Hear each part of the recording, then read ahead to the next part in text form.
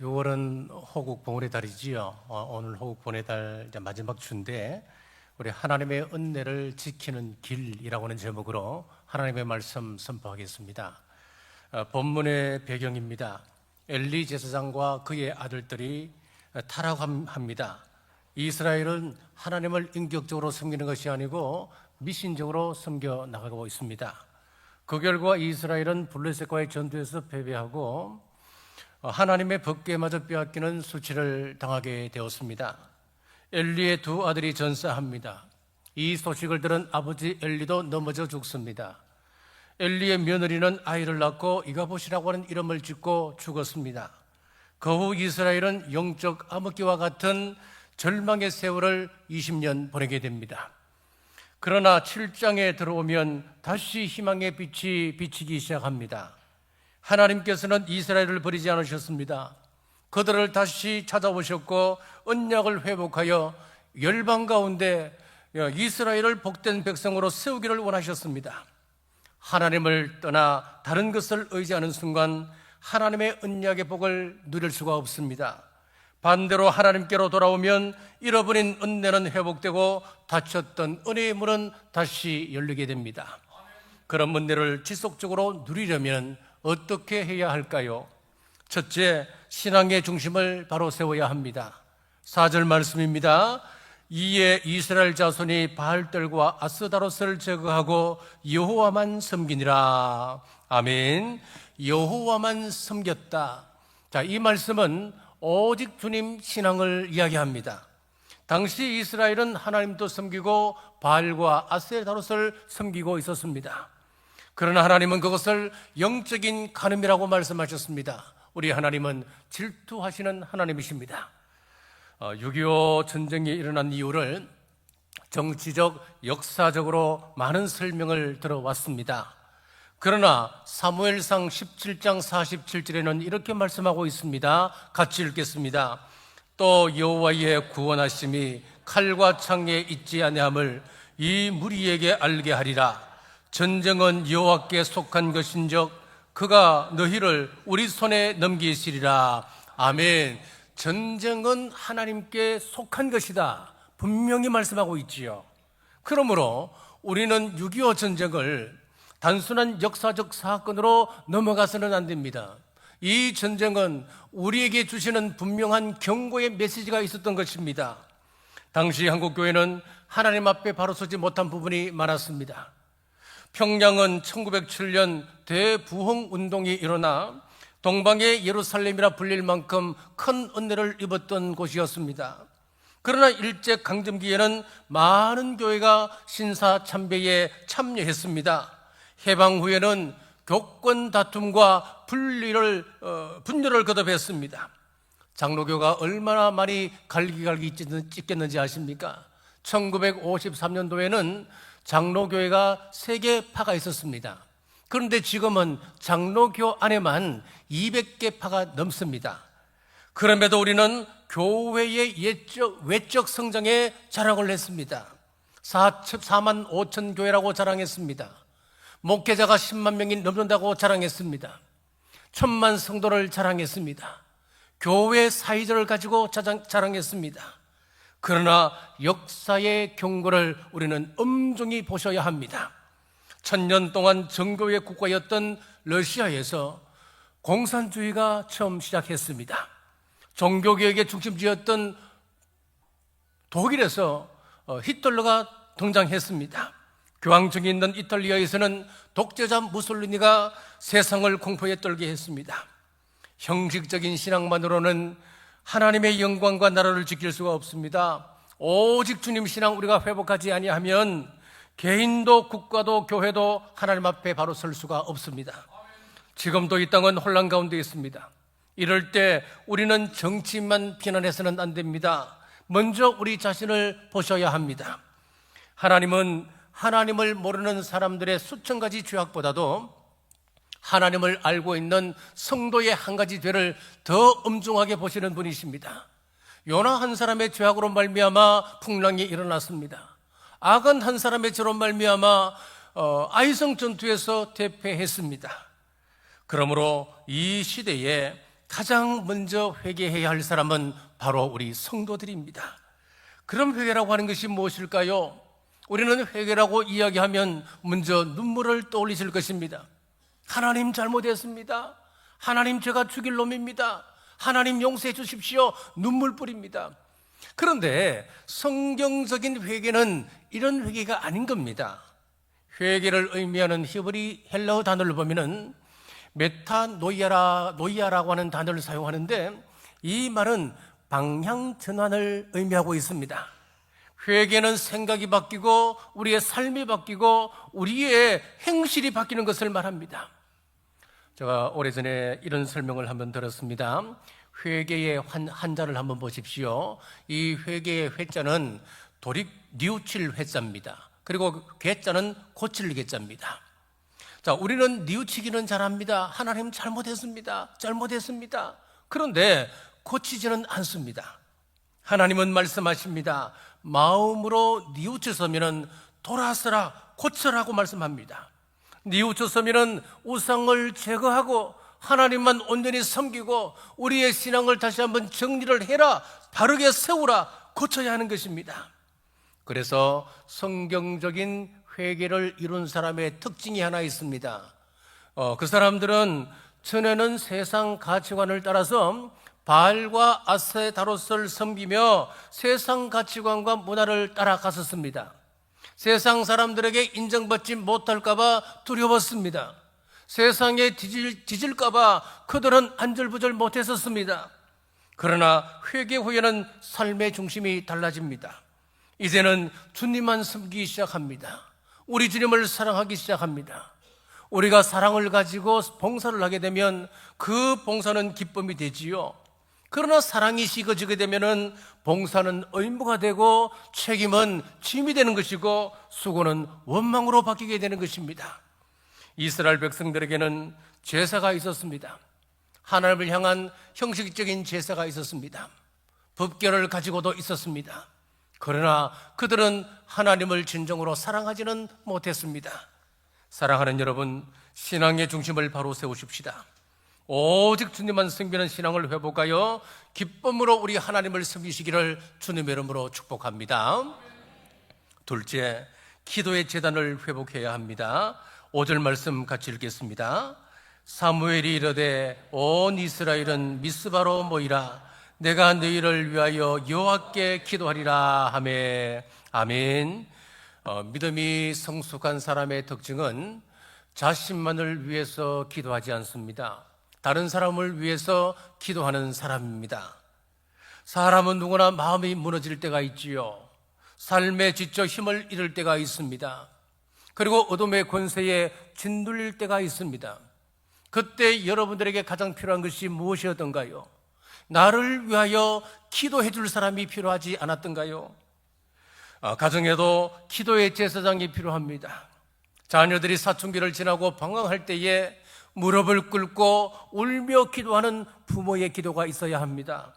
하나님은 부모의 기도를 잊지 않습니다. 그 부모의 기도는 하나님의 때 반드시 응답을 이루게 하십니다. 교회도 마찬가지입니다. 상처받은 성도를 위하여 끊임없이 기도해 주는 소그룹 리더가 필요하고, 교회의 아픔을 자신의 아픔으로 품고 기도하는 성도들, 그리고 교회를 지키기 위하여 무릎 꿇는 믿음의 기도의 어른들이 있어야 합니다. 이런 사람들이 많을 때 그 교회는 좋은 교회가 되는 것이고, 또 좋은 교회가 되면 하나님께서 시대적 사명을 그 교회에 맡기시는 것입니다. 6절을 보면은 그들이 미스바에 모이러 물을 길어 여호와 앞에 붓고 라고 했습니다. 물을 길어서 여호와 앞에 부었다. 이 말은 그들의 마음을 하나님께 바치겠습니다. 정성을 하나님께 모두 내가 올려드리겠습니다. 그런 의미입니다. 사무엘이 기도하자 백성들의 마음이 하나님께로 돌아왔습니다. 그때 하나님께서 능력을 베푸셨습니다. 역대하 16장 9절 같이 읽겠습니다. 여호와의 눈은 온 땅을 두루 감찰하사 전심으로 자기에게 향하는 자들을 위하여 능력을 베푸시나니. 아멘. 마치 교통경찰이 순찰차를 타고 도로를 다니며 그들이 그냥 다니겠습니까? 어디에 사고가 없는지, 또 사고가 일어나면 적극 해결해 나가는 것입니다. 마찬가지로 우리 여호와의 눈은 오늘 또 어떤 눈이냐? 감찰하시는 눈이라고 말씀하고 있습니다. 우리를 지켜보고 계시며 지금 어떤 일을 당하고 있는지 하나님께서 지금 지켜보고 온 땅을 살피시고 계십니다. 그리고 전심으로 하나님을 찾는 사람들에게 능력을 주신다라고 약속하고 있습니다. 우리 민족 역사에도 기도의 능력이 있었습니다. 6.25 전쟁은 대한민국의 존립이 위협받던 절체절명의 위기였습니다. 3일 만에 서울이 함락되었고 7월 20일은 대전이 무너졌습니다. 그리고 불과 3개월 만에 낙동강까지 밀리게 되었습니다. 당시 북한과 우리는 경제력에서 큰 차이가 있었습니다. 산업 기반이 거의 북한에 있었습니다. 석탄 매장량의 80%가 북한에 매장되어 있었고 화학 비료의 85%를 북한에서 생산해 내었습니다. 자, 그리고 철광석 매장량의 92%가 북한에 있었고, 그리고 전력 생산 95%를 북한에서 했었습니다. 그래서 6.25 직전에 북한에서 먼저 한 일이 무엇인 줄 아십니까? 북한에서 내려온 전선을 끊어버리는 겁니다. 전력을 차단해버렸습니다. 남한은 암흑천지가 되는 것이고 산업은 올수톱이 되었습니다. 군사력은 비교조차 할 수가 없습니다. 북한의 병력은 20만이었고 남한은 10만이었습니다. 탱크는 북한이 242대, 남한은 한 대도 없었습니다. 그리고 비행기는 북한이 211대, 남한은 22대, 그것도 정찰기였습니다. 자, 이런 군사력과 이런 경제력을 가지고 북침을 했다? 여러분, 그것이 가능하겠습니까? 여러분, 북침은 있을 수가 없는 것입니다. 쫓기고 쫓겨서 낙동강까지 밀렸고 낙동강 전선이 뚫리게 되면 이 땅은 적화되는 것이었습니다. 그 절체절명의 상황에서 이승만 대통령은 교회 지도자들을 부산에 있는 경상남도 도지사 관사에 모았습니다. 그리고 간곡하게 부탁하기를, 이제 우리는 하나님 앞에 기도할 수밖에 없습니다.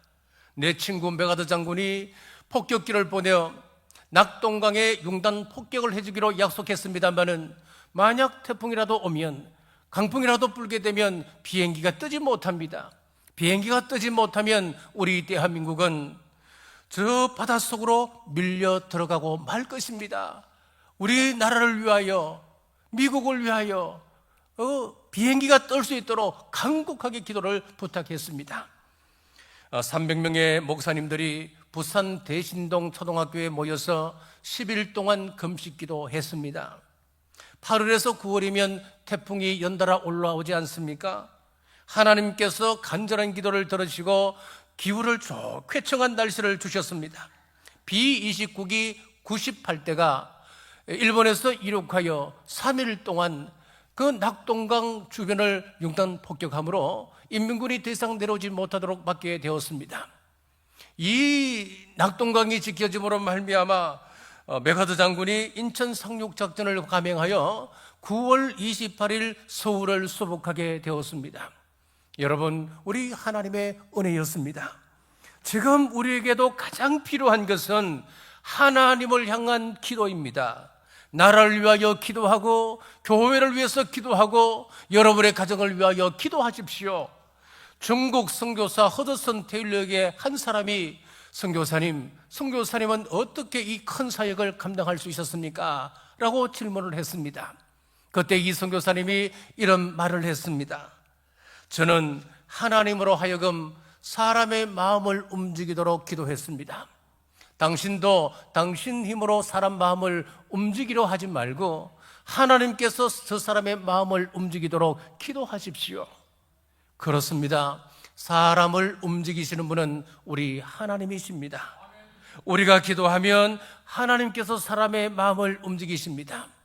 우리가 이 한반도를 위하여 기도하면은 지금 불안한 이 정세를 놓고 하나님 앞에 내어놓고 기도한다면 하나님께서 미국을 움직이시고 러시아를 움직이시고 중국과 일본을 움직이실 줄 믿습니다.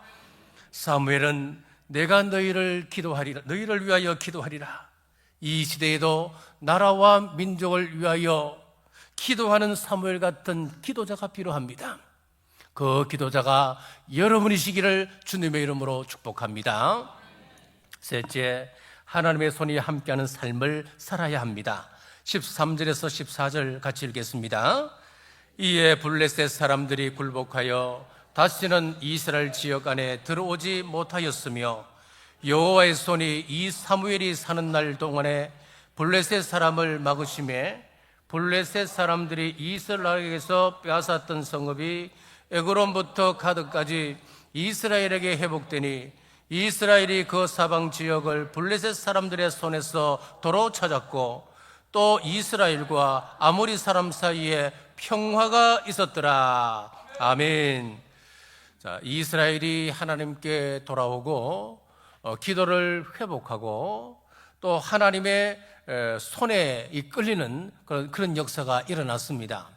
하나님 손에 붙잡히자 놀라운 일들이 벌어졌습니다. 블레셋이 더 이상 침략하지 않았습니다. 빼앗겼던 성읍을 다 회복했습니다. 오랫동안 두려움의 대상이었던 아모리 족속과도 평화가 이루어졌습니다. 성경은 그 이유를 분명히 말씀하고 있습니다. 여호와의 손이 사무엘이 사는 날 동안에 블레셋 사람을 막으심에 여호와의 손이 블레셋 사람을 막으셨다. 성경은 분명히 그렇게 말씀합니다. 이것은 사람의 힘으로 된 일이 아니었다는 겁니다. 하나님께서 그렇게 만들어주신 역사였습니다. 우리 민족도 6.25 전쟁을 통해 엄청난 상처를 겪었습니다. 수백만 명의 희생자가 발생했고 10만 명 이상의 전쟁과와 1000만 명 이상 가족이 생겼습니다. 6.25 전쟁은 사람만 희생된 것이 아니었습니다. 나라의 기반 시설도 처참하게 무너졌습니다. 발전 시설의 41%, 그리고 공급 시설의 43%가 파괴되었습니다. 탄광의 50%가 피해를 입었습니다. 그리고 주택은 3분의 1이 파괴되어서 수많은 국민이 삶의 터전을 잃었습니다. 메가더 장군이 남산에 올라가 서울 시내를 바라보았습니다. 곳곳에 연기가 피어오르고 잿더미로 변해 있었습니다.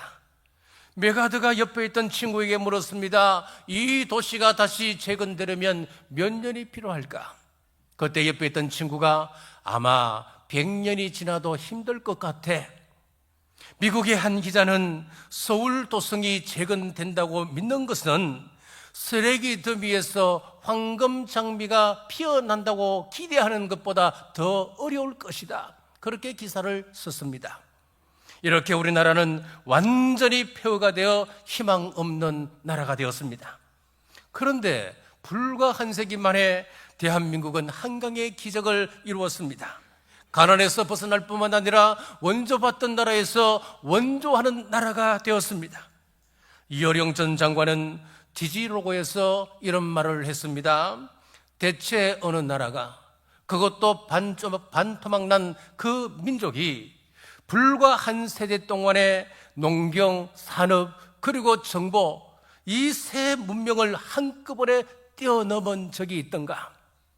전설 속에 나오는 적토마인들 이렇게 빨리 뛸 수 있었던가? 그렇습니다. 전쟁으로 완전히 폐허가 된 나라가 오늘날 세계 10대 경제 강국이 되었습니다. 이것은 우리들만의 힘으로 되었다고 생각하십니까? 물론 온 국민들이 새벽 일찍 일어나 허리를 동여매고 열심히 일을 했습니다. 그러나 그 노력만으로는 설명할 수 없는 우리 하나님의 은혜가 있습니다. 한국교회는 예배를 지켰습니다. 그 어려운 가운데 성도들은 새벽을 깨워 하나님 앞에 기도했습니다. 산마다 구국재단을 쌓았습니다. 하나님, 이 나라를 살려주옵소서. 우리에게 다시 기회를 주옵소서. 하나님의 은혜를 다시 베풀어 주옵소서. 눈물 뿌리며 하나님께 매달렸습니다. 하나님께서 그 기도를 외면치 않으셨습니다. 오늘 본문도 같은 원리를 보여주고 있습니다. 이스라엘 백성이 하나님 앞으로 돌아오고 기도가 회복되자 하나님 손이 함께 하셨고 빼앗겼던 성읍들이 회복되게 하셨습니다. 그리고 강력한 민족 아모리 족속 앞에서 늘 두려워 떨었던 이스라엘 백성에게 평화가 찾아왔습니다. 14절 하반절입니다. 이스라엘과 아모리 사람 사이에 평화가 있었더라. 자, 이 평화는 사람이 만든 평화가 아니었습니다. 이 평화는 하나님께서 주신 샬롬이었습니다. 샬롬은 단지 전쟁이 없는 상태를 말하는 것이 아닙니다. 샬롬이라고 하는 것은 하나님과의 관계가 회복되어지는 것입니다. 가정이 회복되고 교회가 회복되고 나라가 회복되는 온전한 평안을 샬롬이다라고 말합니다. 사랑하는 여러분, 하나님의 손이 함께하는 사람은 어떤 환경 속에서도 무너지지 않습니다. 하나님의 손이 함께하는 가정은 다시 일어납니다. 하나님의 손이 함께하는 교회는 하나님께서 사명을 다시 새롭게 해주십니다. 하나님 손이 함께하는 그 민족은 소망이 있는 민족이 되는 것입니다. 우리 모두 하나님의 손이 함께하는 삶을 살아서 하나님 주시는 샬롬을 누리시기를 주님의 이름으로 축복합니다. 자, 우리의 가슴을 뭉클하게 하는 한 참전 용사의 이야기를 소개하며 말씀을 맺겠습니다. 영국군 서피커먼 이병의 이야기입니다. 1951년 24세의 나이에 유엔군으로 한국에 파병이 되었습니다. 한국에 오자마자 임진강 전투에 참전을 했는데 전투는 치열했습니다. 부대원은 거의 전멸했고 겨우 6명만 살아남았습니다. 6명 가지고 뭘 하겠습니까? 상식적으로 생각하면 후퇴해야 마땅하지 않습니까? 그러나 그들은 끝까지 싸웠습니다. 흩어져 있는 수류탄을 다 모아 수류탄을 던집니다. 던질 수류탄이 없자 이제는 빈 맥주병을 던졌습니다. 자, 서피커먼 이병도 큰 부상을 입고 이제 영국으로 후송이 되었습니다. 그런데 놀라운 일이 일어났습니다. 불과 석 달 뒤 아직 몸이 회복되지도 않았는데 이 서피커먼 이병이 다시 한국 전쟁에 자원을 했습니다. 그리고 이제 휴전이 있은 후 이제 영국으로 다시 돌아갔는데 이 소문이 퍼지고 퍼져서 이제 수상의 귀까지 들어가고 여왕이 알게 되었습니다. 그 공로를 인정받아 영국 최고 무궁훈장인 빅토리아 십자훈장을 받았습니다. 2015년 그는 다시 한국을 방문했습니다. 임진강 전투 지역을 쭉 둘러보면서 이렇게 말했다고 합니다. 대한민국은 참으로 감동적인 나라입니다. 내가 이 나라를 위하여 싸웠다고 하는 건 참 자랑스럽습니다. 내가 만약에 죽는다면 내 전우들이 묻혀있는 임진강변에 묻히고 싶습니다. 그리고 2018년 91세를 일기로 세상을 떠났습니다. 여러분, 그에게 한국은 낯선 나라였습니다. 이 땅에 부모가 있는 것도 아니었습니다. 그런데 그가 왜 다시 이 땅으로 온전치 못한 몸이었지만 돌아왔습니까? 공산주의로부터 자유민주주의를 지키기 위해서였습니다. 전쟁 이후에도 세계 여러 교회는 자신의 것 아끼고 희생하며 우리에게 양식과 옷과 의료품을 보내주었습니다. 또한 월드비전, 기아대책 같은 기독교 정신의 바탕을 둔 NGO 단체들은 과원을 세웠습니다. 전쟁 미망인들을 돌보며 절망에 빠져있던 대한민국에 다시 희망의 씨앗을 심었습니다. 우리는 그들에게 사랑의 빛을 줬습니다. 생명의 빛을 줬습니다. 이제 우리가 그 생명의 빛, 사랑의 빛을 갚아야 할 때입니다. 감사한 것은 우리 교회가 하나님께 받은 복을 이웃과 열방을 향하여 흘려보내는 일에 열심을 다하고 있다고 하는 사실입니다. 한 몇 주 전이었습니다. 한 집사님이 제게 이런 말씀을 하셨습니다. 4, 5년 전에 아프리카 우물수로 사역에 자기도 동참하고 싶어서 헌금을 4, 5년 전부터 쭉 했었습니다. 500만 원, 1000만 원을 했습니다. 자, 그러다 사업이 조금 어려워졌습니다. 그래서 헌금할 여력이 마음 내기가 힘들었답니다. 그러다 몇 주 전에 은혜를 받고 그때 서원했던 그 서원이 기억나서 몇 주 전에 마지막 600만 원을 하나님께 드렸습니다. 그리고 제게 그렇게 말씀해 주셨습니다. 여러분, 하나님께서 우리에게 복을 주셨다면 그 받은 복을 여러분 가슴 속에 묻어두시겠습니까? 여러분만 그 복을 누리겠습니까? 이제 우리가 사랑의 빛을 받았고 사랑의 우리 생명의 빛을 진 사람들로서 이제 우리도 그 사랑을 나눠야 하지 않겠습니까? 오늘 본문의 이스라엘은 우상을 버리고 하나님께 돌아왔으며 기도를 회복했고 하나님께서 함께 하심을 경험했습니다. 그 결과 잃어버렸던 것을 되찾았고 평화를 누렸으며 하나님의 백성으로 다시 세워질 수 있었습니다. 사랑하는 여러분, 우리도 오직 주님만 섬기십시오. 기도 제단을 끝까지 지키십시오. 하나님의 손을 끝까지 붙잡고 함께 나아가십시오. 그리하여 우리 하나님께서 주신 평안을 감사함으로 누리고 하나님께 주신 복을 기쁨으로 흘려보내며 하나님께서 주신 사명을 끝까지 감당하는 우리 남부교회와 우리 모든 성도님들 되시길 주님의 이름으로 축복합니다. 기도하겠습니다. 사랑의 하나님 아버지, 우리의 마음에서 우상을 버리고 오직 주님만 섬기게 하옵소서.